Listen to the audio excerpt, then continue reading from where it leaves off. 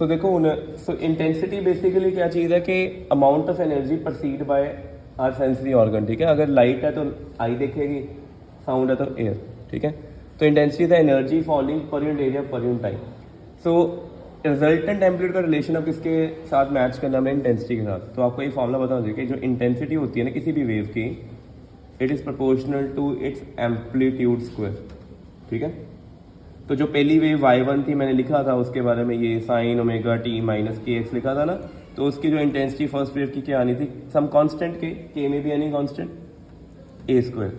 जो second wave लिखी थी ए sign omega T minus K X plus phi not लिखा था, उसकी इंटेंसिटी क्या आनी है, के बी स्क्वायर। तो ऐसे ही जो रिजल्ट आया था वो ये बना था R sine omega T minus K X plus theta, ये बना। तो रिजल्ट की इंटेंसिटी यानी के आर स्क्वायर। तो अब इंटेंसिटी के लिए फॉर्मूला अगर सॉल्व करें तो ऐसा कुछ बन जाएगा, ये A square B square 2ab cos five square, ये बन गया के ए स्क्वायर के बी स्क्वायर। और इसको लिख दें यहाँ पे के ए रूट के ए इंटू रूट के बी लिख सकते हैं ऐसे अलग अलग करके। अब ये मैंने ऐसा क्यों किया, क्योंकि वहाँ पे ना ए स्क्वायर बी स्क्वायर था नहीं, और ऐसा इसलिए लिखा, यहाँ से करें तो रूट I1 क्या बन जाएगा, रूट के ए, रूट I2 क्या बन जाएगा, रूट के बी, ठीक है। सो फाइनली मेरे पास ये बन गया I is equal to I1 plus I2 two root I1 root I2 cos five. तो यही ज़्यादा प्रोमिनेंट फॉर्मूला है जो हमें न्यूमेरिकल में ज़्यादा आएगा। और ये चीज़ आगे देखें कि स्पेशल केसेस,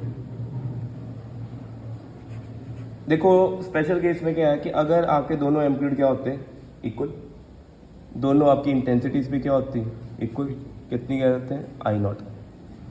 तो रिजल्ट देखते तो ए प्लस बी क्या होता है, ये A square plus B square plus 2ab cos five, ये आना था ना। तो ए स्क्वायर सारे इक्वल है तो इनको A square plus 2a square cos five करती है। तो ये A square plus A square 2a square हो गया, 2a square common root 2a बाहर आ गया, अंदर क्या रह गया 1 प्लस कॉस फाइव। कोई बताएगा 1 प्लस कॉस फाइव का फॉर्मूला क्या होता है, 2 कॉस स्क्वायर, ठीक है। स्क्वायर रूट लेंगे तो ये आ जाएगा 2a कॉस, और ये फॉर्मूला ना 1 माइनस कॉस फाइव जो होता है वो 2 साइन स्क्वायर होता है। तो ये फॉर्मूला ना आपके तरफ में इंटीग्रेशन बड़ा यूज होता है ये वाला, ठीक है। तो r equal to 2a cos five है, आपने वो इंटीग्रेशन में या डिफरेंट में कहीं ना ये चीज़ देखी होगी, 1 minus cos five upon sine five, ये बड़ी बार सम आता है ये वाला। तो आपने न्यूमरेटर को 2 साइन स्क्वायर 5/2 करना होता है, डिनोमिनेटर को 2 साइन 5/2 कॉस 5/2, जिससे सिंप्लीफिकेशन होती है, बहुत बार सम रिपीट होता है, ठीक है। अच्छा ये आ गया। और अगर इंटेंसिटी के फॉर्मेट में देखें तो आंसर तो आई क्या आना था, I1 plus I2 2 root I1 root I2 cos five. I1 I2 is your I nought, तो क्या बन जाएगा I nought plus 2 I nought cos five. Simplify किया 2 I नॉट बाहर तो it comes out to be, और ये बन गया 1 प्लस 4 I nought cos square 5/2। Very important, ये दोनों ही फॉर्म में बड़े इंपॉर्टेंट है, ठीक है। मैं आगे न्यूमेरिकल आता हूँ, एक सिंपल सा कैसे पेपर में क्वेश्चन 3 मार्क न्यूमेरिकल आता होता है। ये रिजल्टेंट क्लियर हो गए, ठीक है। अब एक क्वेश्चन छोटा सा देखते हैं जो पेपर में ना आता है और आपके एनसीईआरटी बैक एक्सरसाइज में भी है। वहाँ पे लिखा होगा कि पहले लिखा होगा 2 आइडेंटिकल सोर्सेज हैं, ठीक है। उनकी जो इंटेंसिटी है when path difference is your let's say 3 lambda, path difference is 3 lambda, then intensity कितनी मिली, intensity out to be let's say it लिखा हुआ है I नॉट, ठीक है। मतलब 2 सोर्सेज हैं, 2 सोर्सेज आए, इंटरफेयर किए या सुपर पोजिशन हुई उनकी, दोनों में पार्ट डिफरेंस कितना है 3 लैम्डा। वो जानबूझ के पार्ट डिफरेंस दे रहे हैं। न्यूमेरिकल में फॉर्मूले में देखो हर जगह क्या आ रहा है, फेज डिफरेंस। पहला तो आपको एक कंक्लूजन उन्होंने ये दे दिया कि भाई पार्ट डिफरेंस है, फेज डिफरेंस निकालो तो 1 नंबर उसका मिलना है, ठीक है। पहले कहता है इफ अगर डेल्टा एक्स कर दें, मेरे पास कितना कर दें उसको लेट्स से λ/3 कर दें, कितना कर दें λ/, रैंडम कुछ भी बोल दिया, then find new resultant intensity, then find new resultant intensity. So very important, बड़ा सिंपल सा क्वेश्चन है।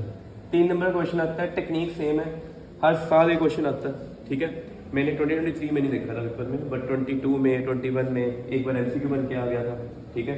किसी सेशन में ये 3 मार्क में आया है, 3 मार्क या एमसीक्यू, और ज़्यादा नहीं। केस स्टडी भी बन सकती है इसके ऊपर, वो केस स्टडी में 4 क्वेश्चन पूछ सकते हैं। देखो पहला क्वेश्चन पूछ लेंगे, एक तो ये उन्होंने पूछ दिया then find the resultant density, वो ये भी कह सकते हैं फाइंड इनिशियल डेल्टा फाई, पहले कितना था, ये भी कहते हैं find new delta phi second case, मतलब जब डेल्टा एक्स ये चेंज हो गया तो ये न्यू कितना है, जब डेल्टा एक्स ये लैम्डा था तब ये कितना था, ये भी आ सकता है। तो ये भी कह देंगे फाइंड रेशो ऑफ इंटेंसिटी, क्या कह देंगे, रेशो ऑफ, देखो 4 क्वेश्चन आ गए एक नंबर के। रेशो इंटेंसिटी कौन सी, पहली और बाद वाली, पहली तो गिवन ही ऑलरेडी कितनी है, दूसरी तो आपने पहले पार्ट में निकाल देनी है, उसी के रेशो लिख देनी है, फ्री के नंबर। करना कैसे है, स्टेप 1 सॉल्यूशन में देखो, तो स्टेप 1 में आपने क्या करना है कि आपने लिखना है केस 1 जिसमें डेल्टा एक्स कितना था 3 लैम्डा, तो आपको पहले क्या निकालना है डेल्टा फाई, फॉर्मूला क्या होता है 2 pi by lambda, delta X होता है, तो 2 pi by lambda comes out to be 3 lambda. तो कटिंग करेंगे इसकी तो कितना आएगा 6 पाई, फेज डिफरेंस 6 पाई आ गया।